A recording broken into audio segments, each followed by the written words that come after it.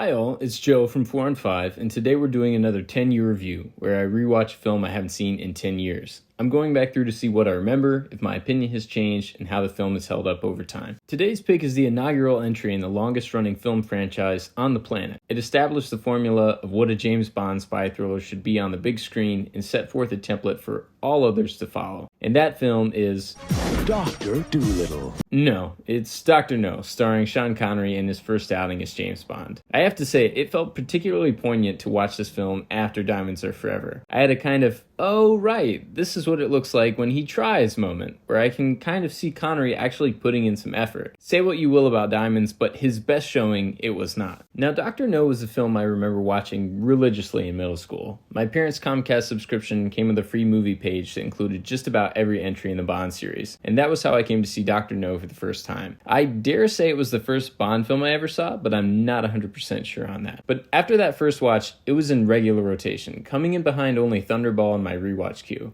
I came to love Dr. No when I first saw it, while it's gridlock in the middle of Tennessee, with the tropical locale and rich vibrancy of the setting hitting me a little extra hard. Even while it's running amok in Dr. No's jungle, I couldn't help but want to go there myself with Bond. And the song Underneath the Mango Tree has also latched itself onto my memory. I periodically have it pop up when doing dishes or folding clothes. I can't escape it. So suffice it to say, I was pretty excited about this rewatch. But curiously, after watching this film again, I realized I only remembered the second half of the film, from when Bond meets Honey Rider onward. The first half of the film was a total surprise, and it made me wonder why the second half had stuck so clearly. I think that largely has to do with the introduction of the Bond foil Honey Rider, as she fully kicks the plot into gear. But starting first at the beginning, I will say this film has a most unusual opening. The song Three Blind Mice is a really curious thing to hear at the start of a Bond picture, especially when the latest one saw Bond getting blown up and swinging over a bridge. It's a very subdued opening, but has a natural, if on the nose, segue into the three hired guns killing the Jamaican station chief Strangeways and his secretary. Strangeways? I don't know. And that really kicks the plot into motion. I have to say, I really love this opening sequence.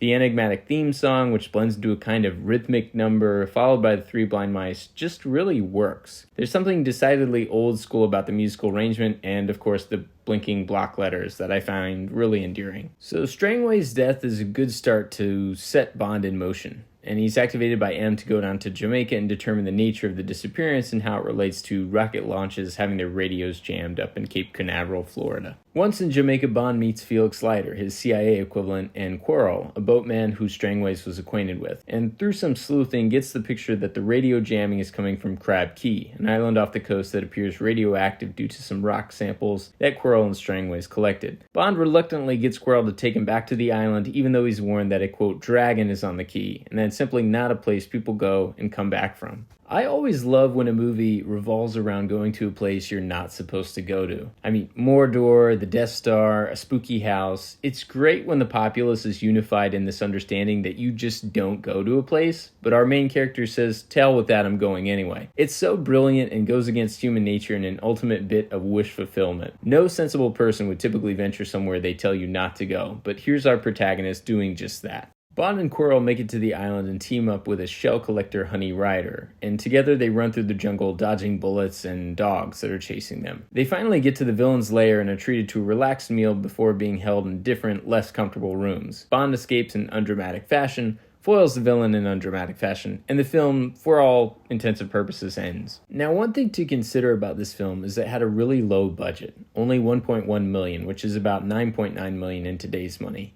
It's quite something to put that in perspective with the fact that No Time to Die had a budget of $301 million. And perhaps it's due in part to this reduced cost or maybe rampant inflation in years since that the thrills in Dr. No seem admittedly smaller than in other Bond pictures. The stakes seem low because the environment feels very small. This smallness is no more evident than in the end of the film, which is something of an anticlimax. The end of the book, Dr. No, had this elaborate escape that culminated in a giant octopus trying to drag Bond to the ocean's depths as he clung to a cliff. In the film, Bond crawls through a heated tunnel, gets blasted with some water, and hops out into a well-lit corridor. It's likely no one wanted to touch the octopus concept with the low budget, but there was still a more dynamic way to show Bond escaping. Scaling the outside of the mountain with the ocean below, or battling guards in one of the tunnels like it happened in the book, would have made for a more dynamic sequence and one closer to how Fleming had envisioned it. Forgetting the budget and ending for a moment, the film had one of the stronger casts of the Bond canon, with perhaps the exception of Jack Lord's Felix Leiter. He's a little too white bread for me here, rigid and uninteresting. Felix in the books is a bit more mischievous, with a crackling sense of humor and a sharp wit. He also loses a hand in the Live and Let Die novel from a shark attack, but here he embodies kind of a classic American paper pusher. He looks more suited for desk work. Meanwhile, John Kitzmiller is criminally underutilized as Quirrell, a Bond ally from the Live and Let Die novel. Since the producers were doing the books out of sequence, it seems that Quirrell was made to be a stranger in this adaptation, and I think he's worse for it. Still, Quirrell has a satisfying foil to Bond, having an abundance of local and navigational knowledge at his disposal,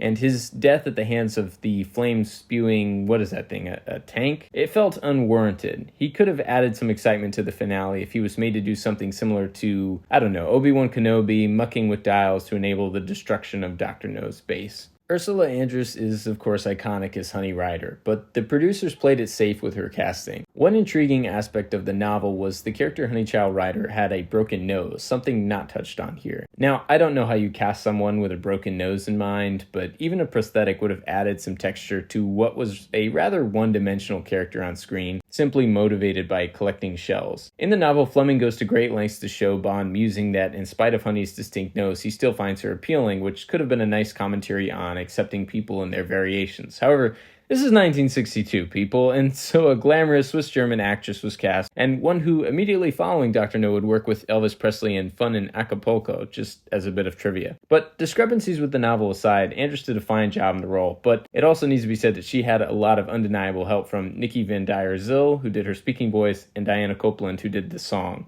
I didn't realize her whole performance was dubbed until this viewing, which kind of tilts my world on its axis. Joseph Wiseman as the titular Dr. No is fine. Just fine. If you like very robotic performances. He's serving up a certain grade school librarian disinterest here that I can't quite get around.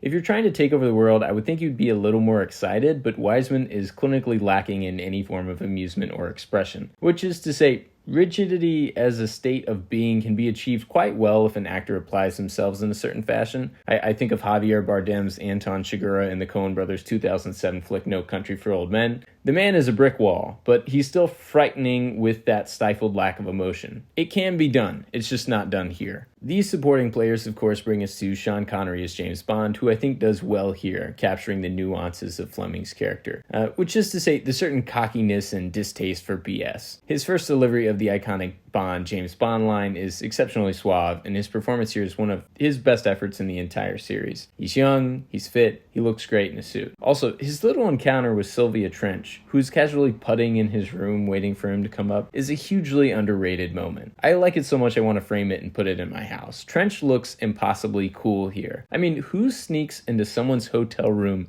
to putt? Aside from the cast, the connective tissue of Dr. No, the music, the wardrobe, and cinematography are all top-notch. John Barry must have known he had a hit on his hands with the brassy theme song, which pops up in spades throughout this picture. And Bond's outfits all look great. There's a reason modern Bond collections with brands like Oliver Brown keep coming back to this particular film. And there's something very organic about how it's all shot. You feel like you're at this location. There's no grandiose camera movements. It's more of a Bond documentary. I think Dr. No is a solid start to the James Bond series, and paints a convincing portrait of Fleming's literary hero while adding in a splash of movie magic. The cast is well-rounded, if not exceptional, and the film serves as a reasonable adaptation of the book. Still, an amateurish end sequence and deadpan villain make the stakes seem a lot lower than they do in future Bond installments. I wanted more of Quirrell and Bond tackling the villain together, and a more dramatic end sequence. But for the budget they had and the constraints of visual effects at the time, we're left with still a very enjoyable Bond adventure. If you like this video, please like and subscribe, or tell me what you thought in the comments so we can keep the conversation going. I have to leave immediately.